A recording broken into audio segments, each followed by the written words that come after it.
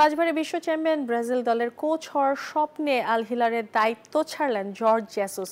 মেয়াদ শেষ হওয়ার আগেই শনিবার সৌদি প্রো লিগ ক্লাবের সঙ্গে সমঝোতার মাধ্যমে এই সিদ্ধান্ত নিয়েছেন তিনি।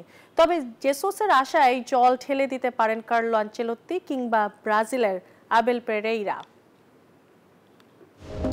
আশায় বাঁচে মানুষ আর প্রত্যাশা নিয়ে যায় সাফল্যের শিখরে। এ দুটি পুঁজি করেই এবার সৌদি প্রো লিগের ক্লাব আল হিলালের দায়িত্ব ছাড়লেন পর্তুগিজ কোচ জর্জ জেসুস। তিনি স্বপ্ন দেখছেন সেলেসাওদের ম্যানেজার হওয়ার, কারণ ক্লাব ক্যারিয়ারে ভুরি ভুরি সাফল্য থাকায় ব্রাজিল দলের দায়িত্ব নেওয়ার প্রত্যাশাটাও বেড়েছে তার।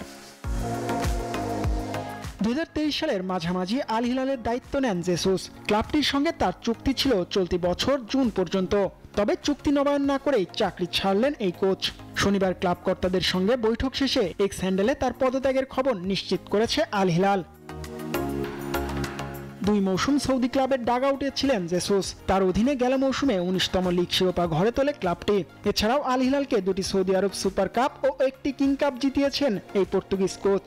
তবে এএফসি চ্যাম্পিয়ন্স লিগ না জেতার আক্ষেপ নিয়ে ক্লাব ছাড়লেও তার স্বপ্ন ব্রাজিল দলের কোচ হওয়ার। আল হিলালের দায়িত্ব ছেড়ে জেসুস যে স্বপ্ন দেখছেন তাতে জল ঢেলে দিতে পারেন Real Madrid coach Carlo Ancelotti. কারণ ব্রাজিল ফুটবল কনফেডারেশনের প্রথম পছন্দ এই রিয়াল কোচ।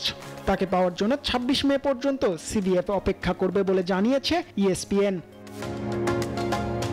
5বারের বিশ্ব চ্যাম্পিয়নরা আনচেলত্তিকে না পেলে নিতে চায় নিজ দেশের ক্লাব পালমেইরাসের কোচিং করানো আবেল পেরেইরাকে। এখানেও জেসুসকে লড়তে হবে পেরেইরার সঙ্গে, তারপরেই এই পর্তুগিজ কোচের আশা বাস্তবায়ন সম্ভব। তা না হলে আবারও তাকে খুঁজতে হবে নতুন কোনো ক্লাব অথবা দেশ। জিহাদ আল হাসান, নিউজ 24।